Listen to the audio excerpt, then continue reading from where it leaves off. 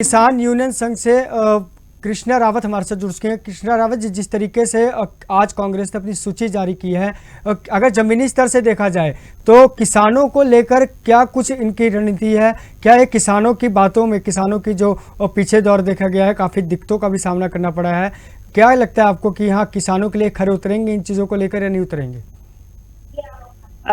नमस्कार, मुझे जोड़ने के लिए धन्यवाद आपका।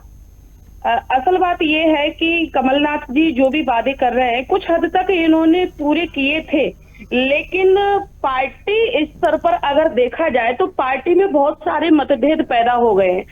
और उन चीजों को अगर देखते हैं, पिछली बार जो 15 महीने इनकी सरकार रही तो उसमें कितने किसानों का इन्होंने कर्जा माफ किया, और जहां पर कांग्रेस के सरकार है वहां पर कितने किसानों का कर्जा माफ कर रहे हैं। आज अगर देखा जाए तो चाहे कोई पार्टी कोई सी भी हो, तो किसानों के मुद्दों को लेकर के बिल्कुल संवेदनशील नहीं है, एकदम संवेदनहीनता ये लोग अपना रहे हैं। और जो वचन पत्र दिया जाता है उसके अनुसार काम नहीं किया जाता है। हम देखते हैं कि जो भी सरकार आती है, पहले चुनावी दौर में कुछ वादे किए जाते हैं, लेकिन जब सरकार बन जाती है तो 25% भी वो पूर्ण रूप से उस पर खरे नहीं उतर पाते हैं।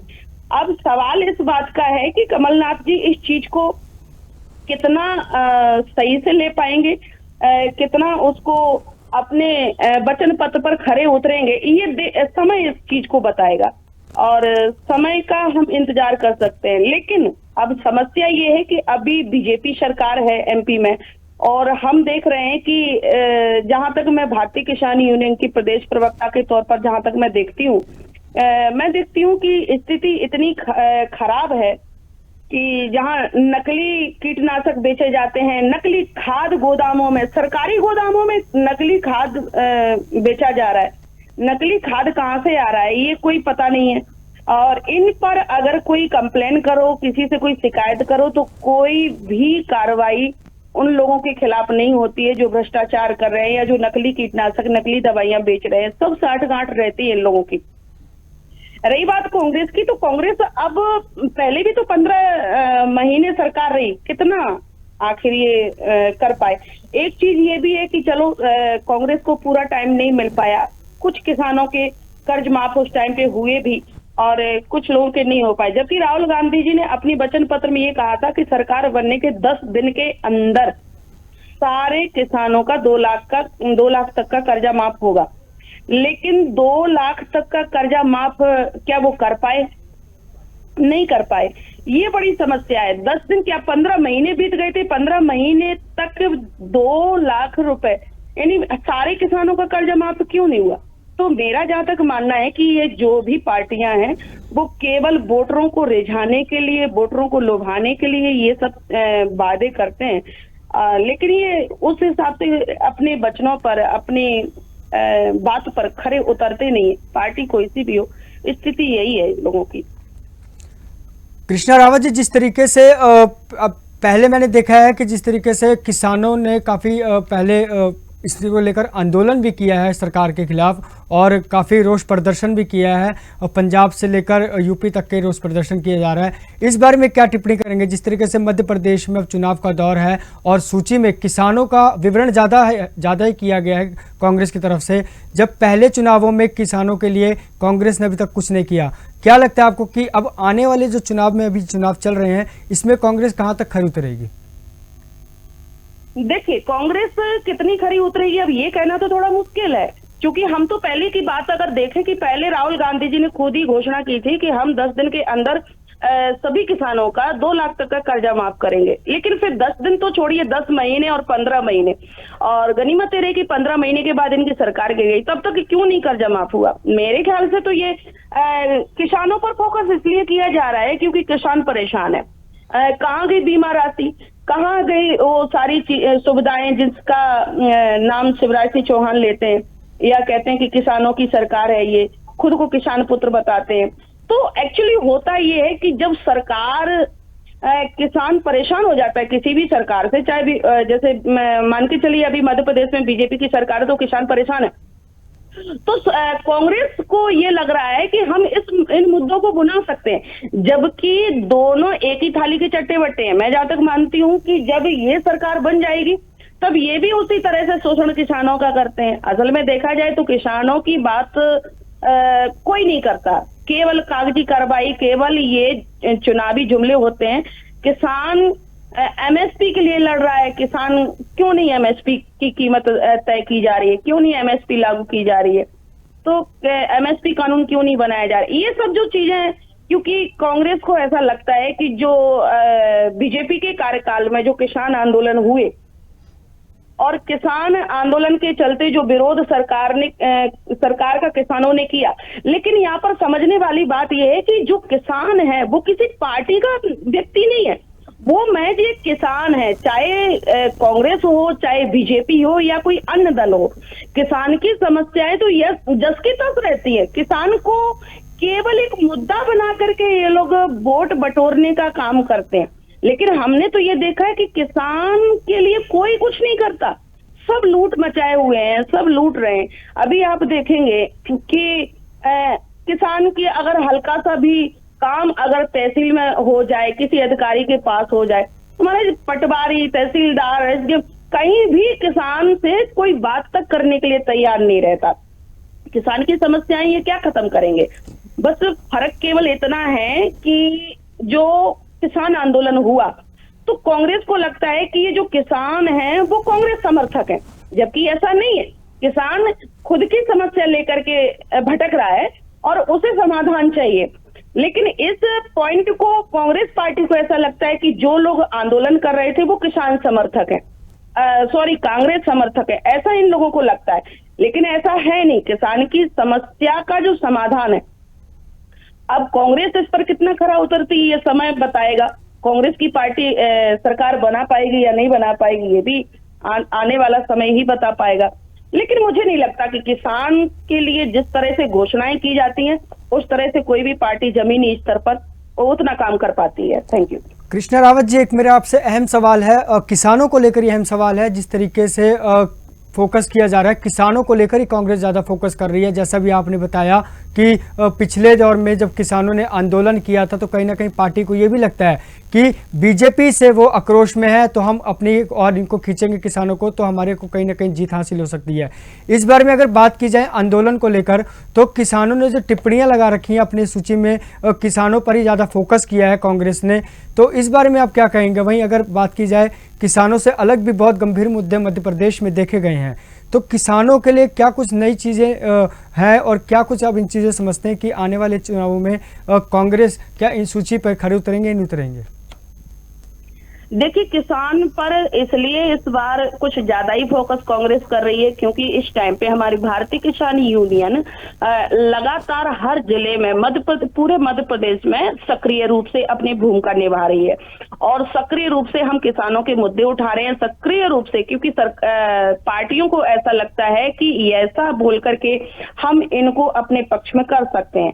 तो अब सवाल इस चीज का है कि जो वर्तमान सरकार जब किसानों के मुद्दों पर खरी नहीं उतर रही है, या वर्तमान सरकार, अभी पिछली बार मेरे यहाँ पर धान की बहुत सारी फसल नकली कीटनाशक की वजह से खत्म हुई थी और जब उन मुद्दों को उठाया गया था तो स्थिति ये थी कि भाई कांग्रेसियों को ये लगता था कि ये सीधी सी बात है, कांग्रेस समर्थक है। और सवाल यही है, पिछली बार कमलनाथ जी ने जो घोषणा की थी तो उस हद पर जैसे बिजली बिल उन्होंने हाथ किया भी था, 1 यूनिट 1 रुपया, ये किया भी था। इस बात का हम समर्थन करते हैं, लेकिन सवाल ये है कि किसान अगर कांग्रेस की तरफ झुकेगा तो क्यों झुकेगा? कांग्रेस की तरफ किसान झुकेगा तो केवल इसलिए झुकेगा कि साधारण तौर पर किसान के जो मुद्दे हैं, किसान की जो समस्याएं हैं, उन पर वर्तमान सरकार सुनवाई नहीं कर रही है। उन पर वर्तमान सरकार अपना फोकस नहीं बना रही है। केवल ये मंचों से बोलते हैं कि हम बीमा राशि दे रहे हैं, हम फलानी सुविधा दे रहे हैं। भाई, मैं ये कह रही हूँ कि मैं जिस जगह से आती हूँ वहां मध्य प्रदेश की तो छोड़िए, मतलब देश की बेशुमार मंडियों में से एक कृषि उपज मंडी है, लेकिन वहां पर किस तरह से लूटपाट की जाती है व्यापारियों के द्वारा, और आप किसी को भी शिकायत करिए कोई सुनवाई नहीं होगी। हमने यहाँ पर आंदोलन तक किया, हमने यहाँ पर क्या एसडीएम, क्या कलेक्टर, क्या मंत्रियों को भी हमने सूचनाएं दी, लेकिन मजाल है कहीं से कहीं तक 1% भी उसमें सुधार हुआ हो। तो देखिए, कांग्रेस अगर इस मुद्दे को पकड़ रही है, किसी भी पार्टी के लिए अहम मुद्दा वो होता है कि जब उनको लगता है कि भाई कांग्रेस जो किसान है वो वर्तमान सरकार से उपेक्षित महसूस कर रहा है और अपने आप को बड़ा अकेला महसूस कर रहा है, तो सीधी सी बात है कि कांग्रेस उस मुद्दे को पकड़ना चाहती है।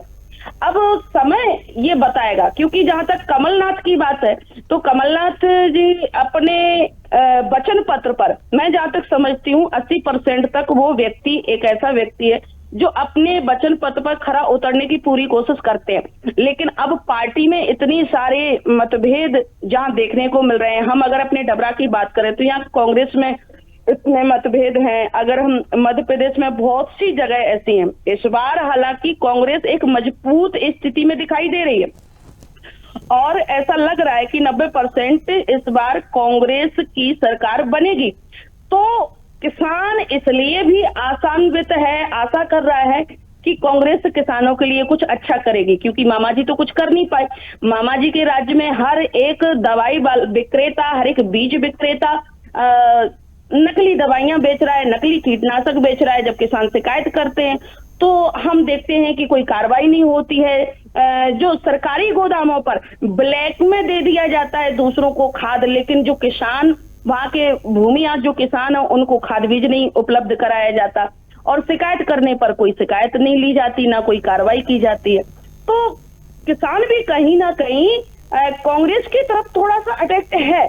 किसान को भी ये लगता है, क्योंकि कोई भी पार्टी हो, आदमी सोचता है कि भाई जो वर्तमान सरकार है वो हमारी सुन नहीं रही है, और ऐसे में यदि कोई दूसरी पार्टी आकर के घोषणाएं करती है तो स्वाभाविक है उसका इफेक्ट किसानों पर पड़ेगा और किसान अपना रुख कांग्रेस की तरफ बना सकते हैं, इसमें कोई दौरा नहीं है। लेकिन सवाल केवल इतना सा है जो आप कह रहे हैं कि भाई अभी तक कितने खरे उतरेंगे, तो ये तो अभी बताना तो संभव ही नहीं है। ये तो सरकार अगर बनेगी और तब कितना वो खरे उतरते हैं उस पर देखा जाएगा। और ये बात भी सटीक है कि अगर कांग्रेस भी किसानों की आशाओं पर खरी नहीं उतरती है तो किसान यूनियन वो कांग्रेस के खिलाफ भी अपना जो है धरना प्रदर्शन करेगी, कांग्रेस के खिलाफ भी वो नारेबाजी करेगी, क्योंकि किसान यूनियन एक गैर राजनीतिक संगठन है, उसका बीजेपी, कांग्रेस या अन्य किसी दल से कोई संबंध है ही नहीं कहीं से कहीं तक। धन्यवाद कृष्णा रावत जी, तमाम जानकारी हमें बताने के लिए, हम साझा करने के लिए धन्यवाद आपका। आपको बता दें कि देश के 5 राज्यों में जहां चुनाव होने हैं वहीं पे आपको यह भी बता दें कि आज कांग्रेस ने अपनी सूची जारी कर दी है, जिसमें मुद्दों की बात की जाए तो युवाओं के मुद्दों को लेकर, किसानों के मुद्दों को लेकर और महिलाओं के मुद्दों को लेकर काफ़ी जोर दिया जा रहा है इसमें लेकर। साथ ही अगर बात की जाए किसानों की, तो जिस तरीके से किसानों ने आंदोलन किया था, वहीं कहीं ना कहीं देखा जाए कि कांग्रेस पार्टी किसानों को इसमें अहम मुद्दा रखे हैं, साथ ही किसानों को इन आने वाले चुनावों में जोड़ने का खूब प्रयास किया जा रहा है।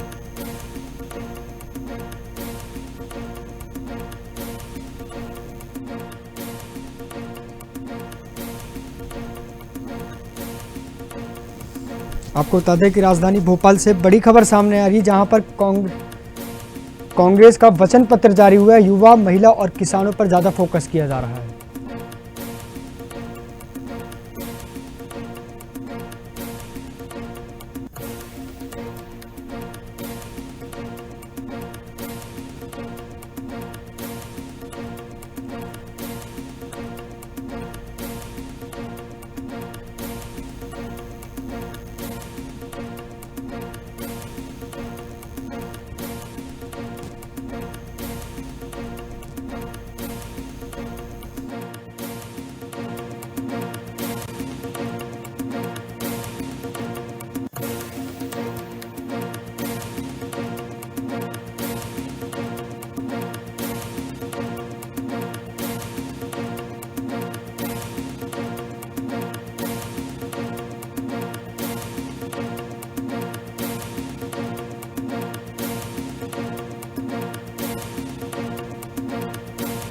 वहीं आपको बता दें कि ओबीसी के महासभा के अध्यक्ष इंदिरा कुमार पटेल जी हमारे साथ जुड़ चुके हैं। इंदिरा कुमार पटेल जी, जिस तरीके से कांग्रेस ने अपनी सूची आज जारी की है उसमें आरक्षण की बात की गई है, 27% आरक्षण देने की मांग की गई है।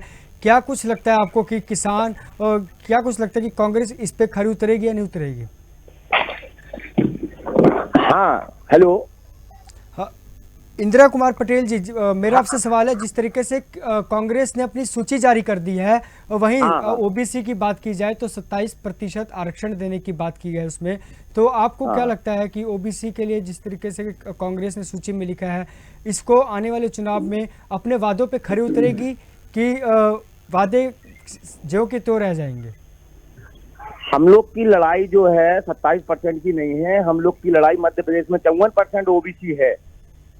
तो सबसे पहले तो राहुल गांधी जी 54% टिकट में अपनी पार्टी में लागू करें, है ना।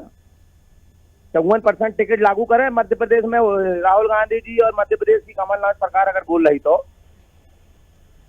वही हम लोग आरक्षण को 27% नहीं 54% हम लोग को चाहिए, 54%। तो आप ये बताइए, जिस तरीके से कांग्रेस ने अपनी सूची में 27% की लिखी है, सूची में जारी किया 27% ओबीसी को आरक्षण देना चाहिए, कहाँ तक आपको लगता है कि ये 27% भी कांग्रेस अपने आरक्षण में खरी उतरेगी या नहीं उतरेगी, या अपने वचनों में वचनबद्ध होगी, या फिर जिस तरीके से पहले भी देखा गया कि ओबीसी को लेकर लगातार मामले की कई आए हैं, और जिस तरीके से देखा जाए कि कांग्रेस ने इस पर भी अपनी सूची में ओबीसी आरक्षण देने की मांग की है, तो क्या कुछ लगता है आपको इसमें? पिछले बार भी उनने 27% आरक्षण घोषित किया था 15 महीने की सरकार में, कोर्ट में आज तक जवाब नहीं लगाया था सरकार ने 27% में, और 27% में आज तक जवाब नहीं लगाया था। और अभी भी जो लोग बात कर रहे हैं ओबीसी की जाति का जनगणना कराने के लिए, तो 15 महीने भी में उन्होंने पहले भी बोला था जनगणना कराएंगे, आज भी नहीं करा रहे, है ना। और हमारी मांग जितनी संख्या उसकी भारी होना चाहिए, तो 54% मध्य प्रदेश में ओबीसी है, 54% के हिसाब से वो टिकट में घोषित करें, और हमें नहीं लगता कि वो 27% दे पाएंगे। धन्यवाद कृष्णा रावत जी, हमसे जुड़ने, इंदिरा कुमार पटेल